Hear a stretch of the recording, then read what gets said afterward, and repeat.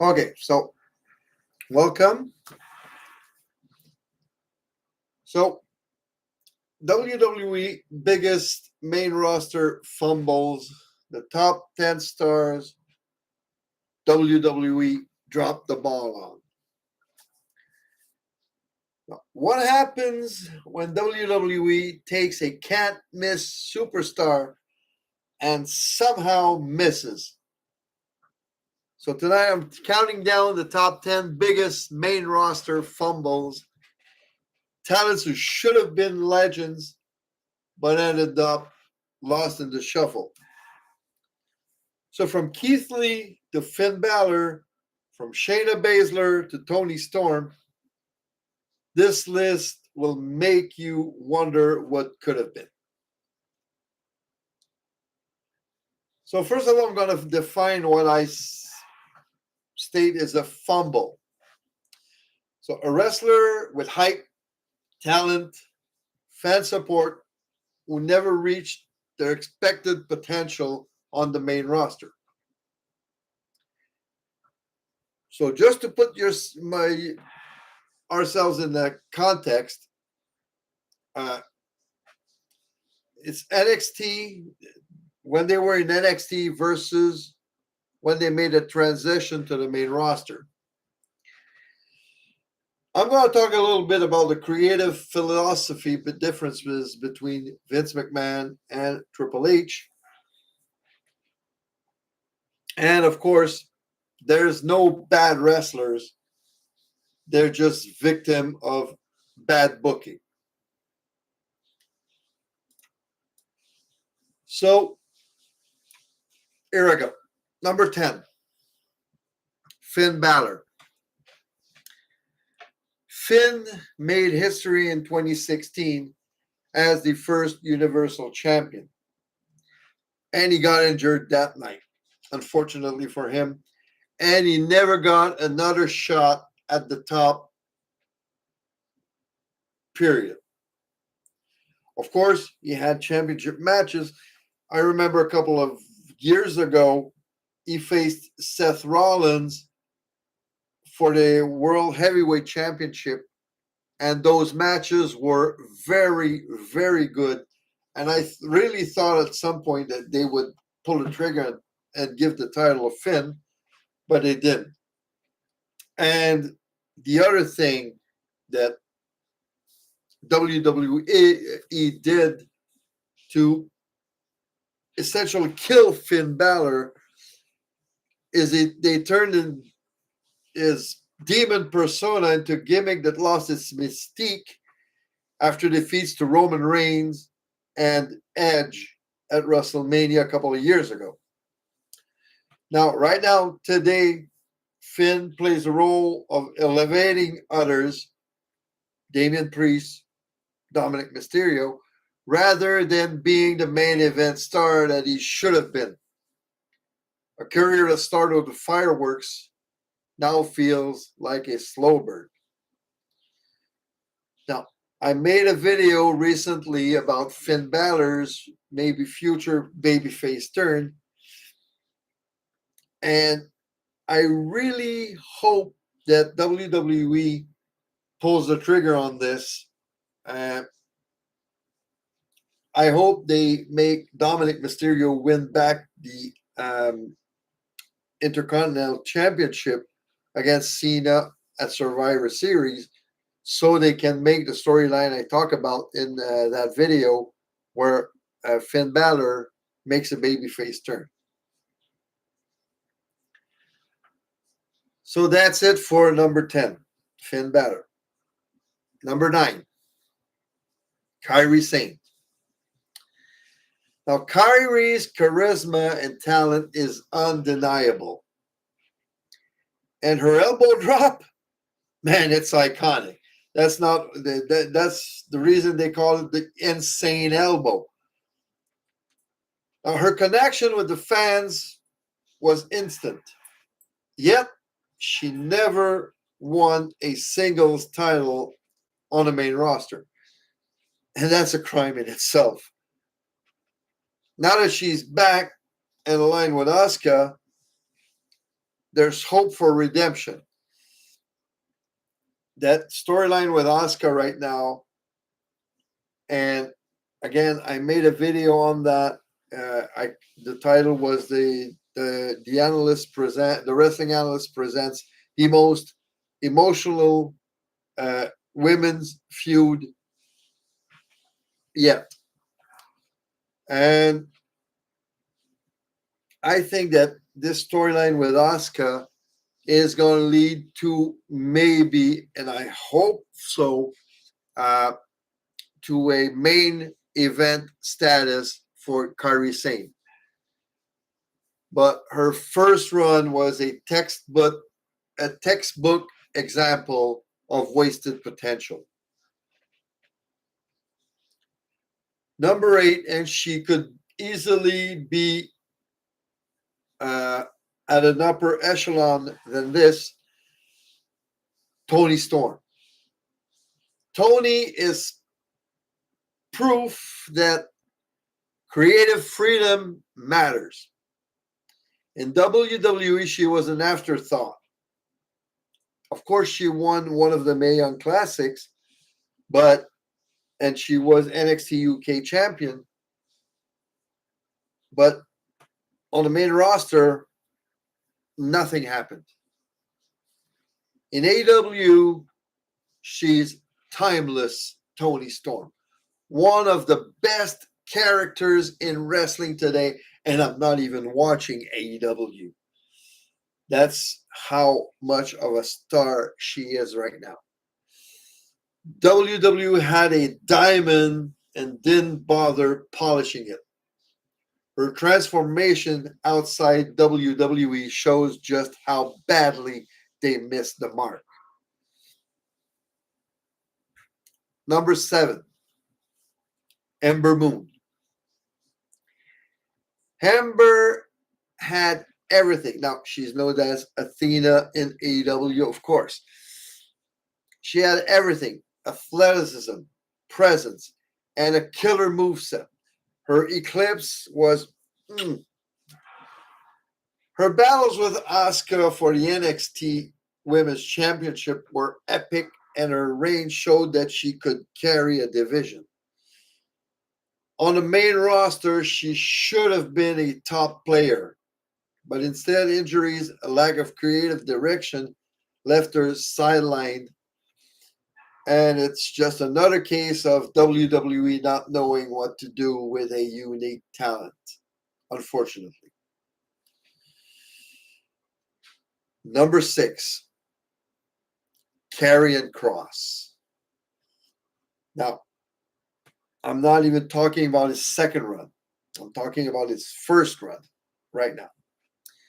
In NXT, Kross was a killer, an unstoppable force with Scarlett by his side. On the main roster, WWE stripped away everything that made him special. No Scarlett, a ridiculous gladiator costume, and a debut loss to Jeff Hardy in under 2 minutes.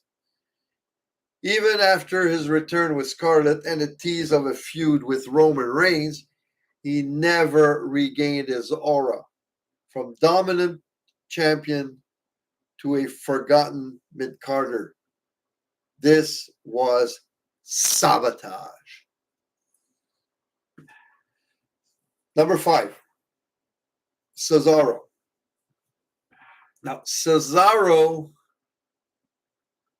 was the ultimate workhorse, a world-class athlete, beloved by fans, and capable of delivering classics every night. He should have been a world champion, period. But Vince McMahon never saw him as the guy, and WWE ignored organic fan support. Cesaro's story is the blueprint for wasted potential. Incredible talent, zero payoff. Number 4, and this one might surprise a lot of people. It's the Empress, Asuka. Yes, Asuka is a multi-time champion, a multi-time women's champion. She's a 5-time women's champion. She is a 5-time tag team champion. But WWE still fumbled her aura. Her undefeated streak in NXT was legendary, and her "no one is ready for Asuka" mantra should have defined her main roster run. Instead, she lost to Charlotte at her first WrestleMania and later failed to beat Bianca Belair at Mania 39 after her Royal Rumble comeback with her new persona. And even her dominant 2020 run couldn't erase years of inconsistent booking. Asuka deserved to be the division's final boss, not just another name in the rotation. Number 3, Shayna Baszler. Shayna was built to dominate. A 2-time NXT Women's Champion with legit MMA credentials. She should have been an unstoppable heel on the main roster. Her Elimination Chamber destruction in 2020 was perfect until WWE had her lose to Becky Lynch at WrestleMania 36. Then came another chance when she retired Ronda Rousey. Shayna should have been the division's monster. Instead, she's been stuck in tag teams and mid-card feuds. Now, Shayna had incredible matches with Ember Moon back in NXT. With Kairi Sane, she had some very, very good matches with both of those. And she joins them in Fumbles.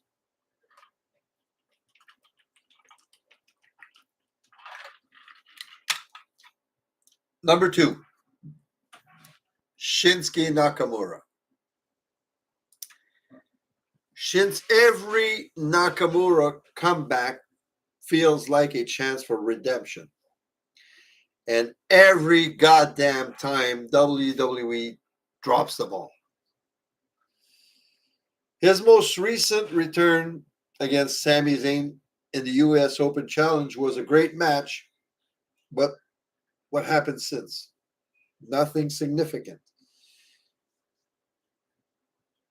Shinsuke has had too many heel turns, face turn, too many wasted opportunity. And the worst thing that they did with him was when he won the Royal Rumble in 2018 to face AJ Styles at WrestleMania 34. He should have won the title. And if he didn't win the title, it's okay. Having him make a heel turn on AJ at WrestleMania and not making him win the title afterwards, that was a waste. That was a wasted opportunity to make Shinsuke Nakamura a world champion. So, comeback after comeback after comeback. He should have won the WWE title. Instead, it's wasted comeback after wasted comeback after wasted comeback. A global icon reduced to mid-card purgatory.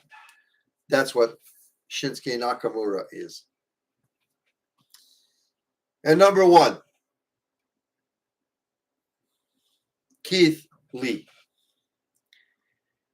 Keith Lee was a once in a generation big man. A guy that size shouldn't move like that, and yet he did.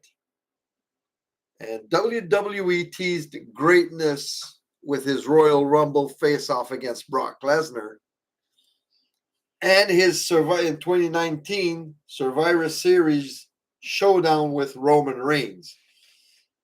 Those moments screamed future main eventer. But poor booking, of course, the injury bug hit there too, and an unnecessary gimmick change like the infamous Bearcat rebrand completely killed his momentum. A star that should have been unstoppable was stopped by bad creative.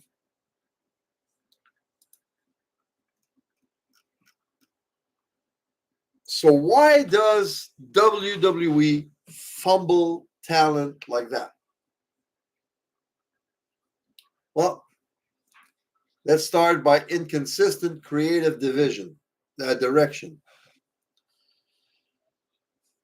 Sometimes they just bring somebody up and they don't have any ideas for him. They bring people up to bring people up.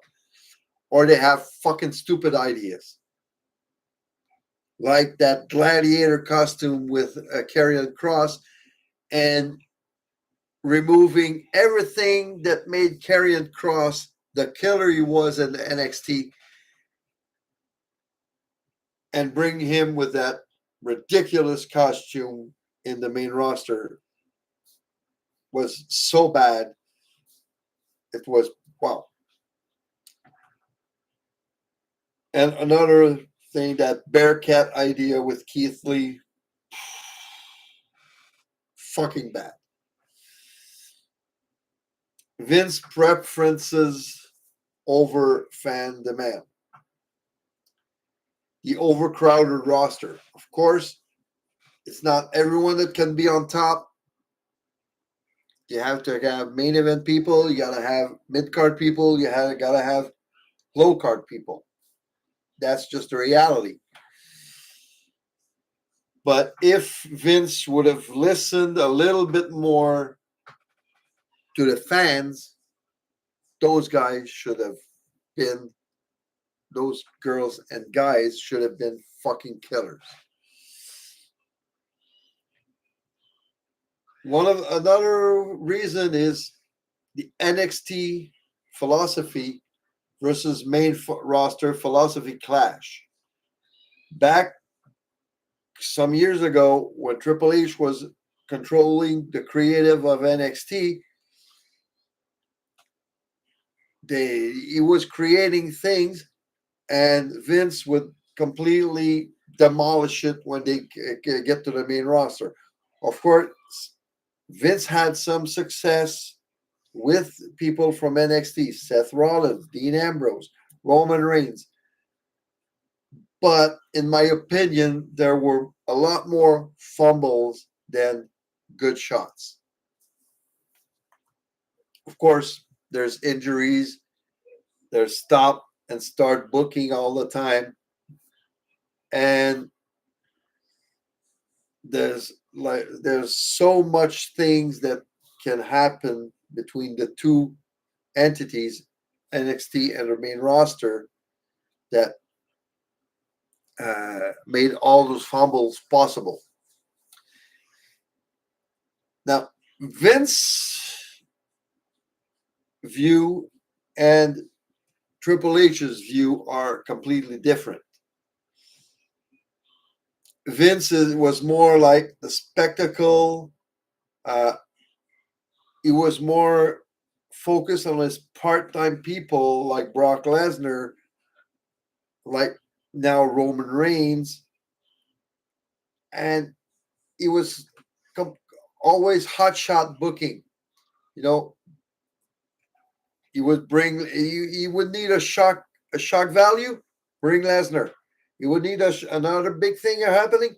Bring Lesnar in. It was always about moments, about spectacle, about little things, and there was a lack of consistency a lot of times. And of course, injuries didn't help. Now, Triple H philosophy, on the other hand, is more like continuity. He takes people from NXT, he brings them up to the main roster, and they kind of continue being the same persona, the same character. Just think about Carmelo Hayes. Of course, he's not winning as much as a lot of people would like, but he's still him. He's still the same character. And Triple H is more with long-term storytelling. And he makes, in my opinion, not all the time, but in my opinion, he makes a better use of mid-card titles. Look at what he's doing with Ilya Dragunov, what he did with Sami Zayn, what he's done with Dominic Mysterio, and now with Becky Lynch. So look at all this, and I think that the mid-card titles are treated a little bit better under Triple H than under Vince. The only downfall we have right now is that the tag team titles are just, they seem to be an afterthought, and I'm going to have this as another topic in one of my podcasts on the weekend. Maybe not this weekend, but later on before the year's end. So tell me what you think about this top 10. Who do you think is WWE's biggest fumble? Drop your thoughts in the comments. And so let's recap the top 10. Finn Bálor was the first Universal Champion. Injury derailed him. Demon gimmick lost its mystique, and today he's used more to elevate others instead of being the top guy. Kairi Sane, charisma, iconic elbow drop, never won a singles title, and there's hope for her right now with her storyline with Asuka.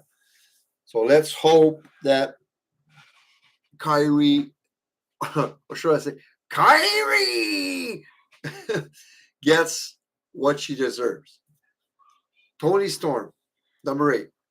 Afterthought in WWE, thriving as timeless Toni Storm in AEW. She's the proof that creative freedom matters. Number 7, Ember Moon. Athletic, unique, great NXT runs, but injuries and no creative direction killed her momentum. Number 6, Karrion Kross. NXT killer turned main roster joke with gladiator gear and a loss to Jeff Hardy in less than 2 minutes. And even his return with Scarlett couldn't restore his aura. Now, if they want Karrion Kross to return, they have to make him return as the NXT killer. That's the only thing that's going to work with Karrion Kross right now if he ever comes back to WWE. Number 5, Cesaro, a fan favorite, elite in-ring talent, never got the world title he deserved. Blueprint for wasted potential.